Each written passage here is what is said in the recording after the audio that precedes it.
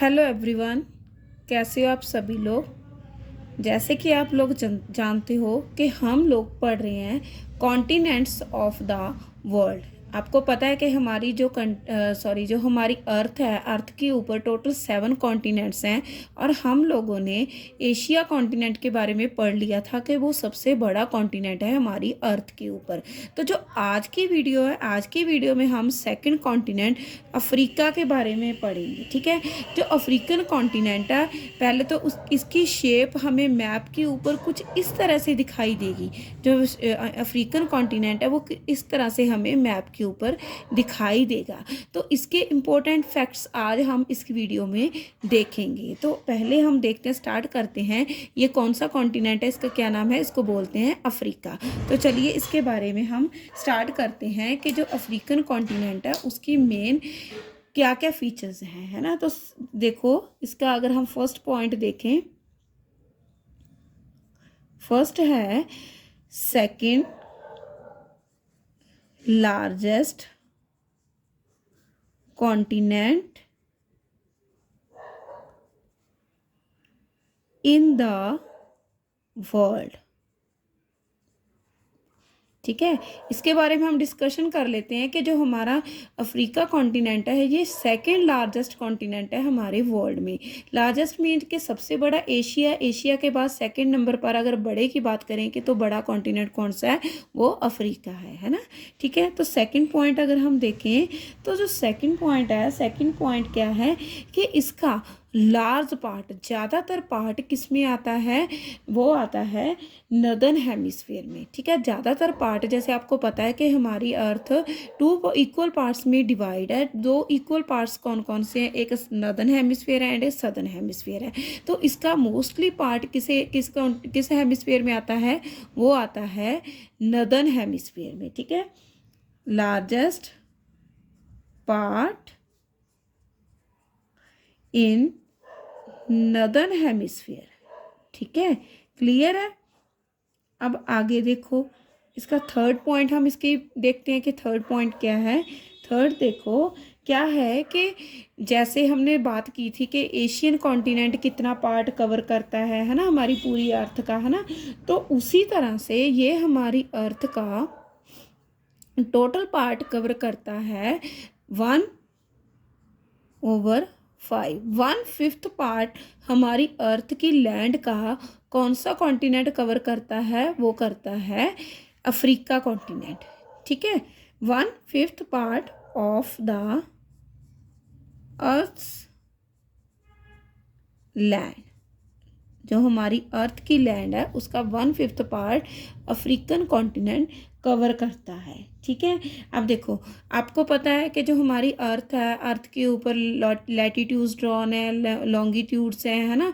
तो जो main 2 latitude हैं, 2 मेन कौन कौन से हैं, एक प्राइम मेरिडियन है एंड इक्वेटर है।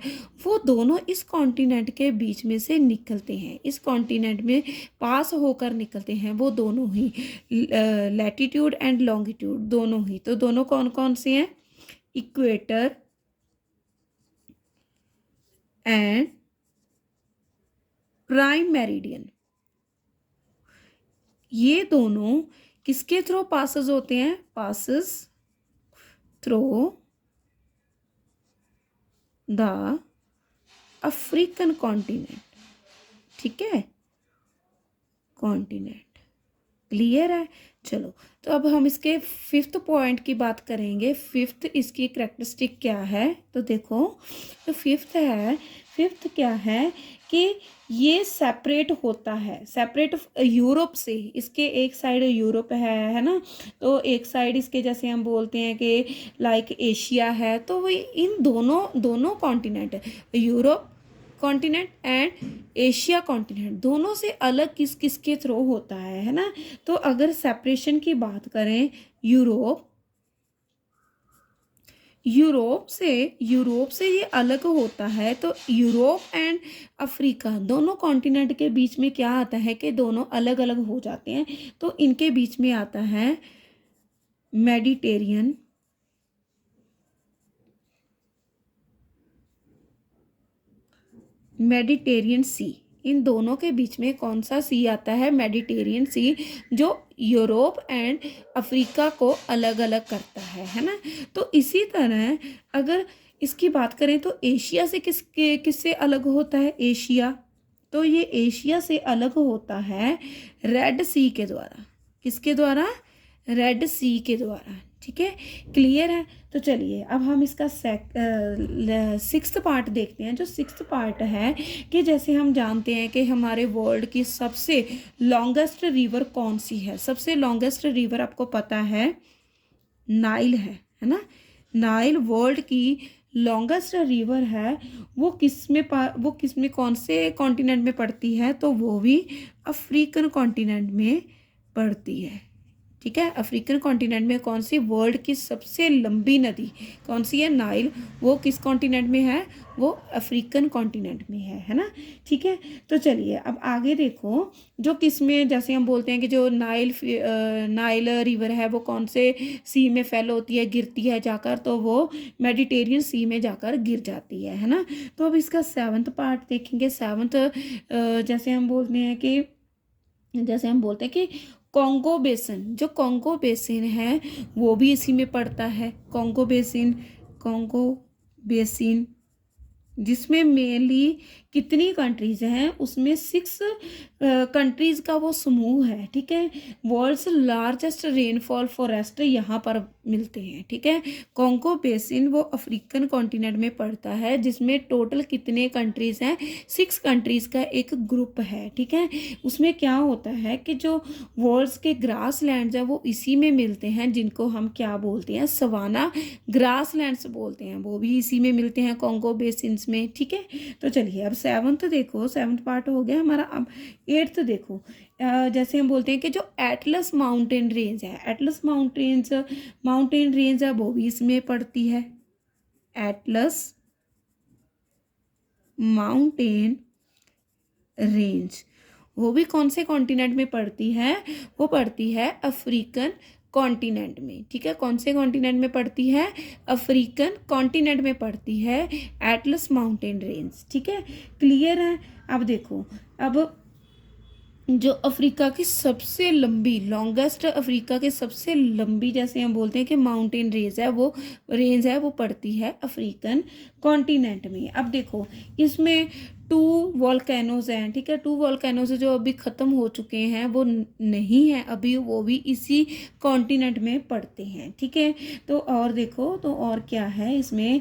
जैसे हम बोलते हैं कि यहाँ पर हमें बहुत सारी वॉल्केनिक सॉइल मिलती है इस कॉन्टिनेंट में, जो मेनली जैसे हम बोलते हैं कि कॉन्टिनेंट सॉइल होती है जो अर्थ का लावा निकलने से बनती है, तो वो भी यहाँ पर मिलती है। जैसे हम लिखेंगे रिच इन वॉल्केनिक सॉइल, तो बहुत ज़्यादा क्वांटिटी में हमें वॉल्केनिक सॉइल यहाँ पर मिलती है। ठीक है, अब देखो जो हमारा वर्ल्ड है, वर्ल्ड की second largest fresh water lake वो भी किस कॉन्टिनेंट में मिलती है हमें? वो भी किसमें? अफ्रीकन कॉन्टिनेंट में मिलती है। ठीक है, वर्ल्ड्स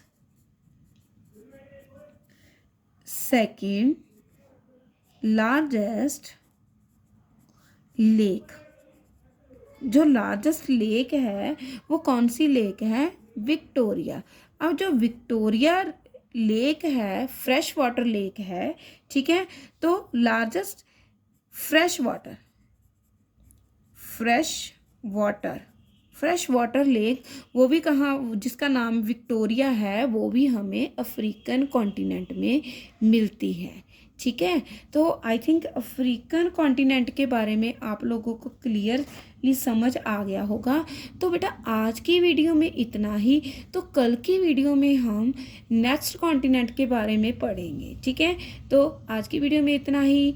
तो अगर आपको वीडियो अच्छी लगी तो इस चैनल को सब्सक्राइब करना मत भूलना। Okay, bye bye, thank you.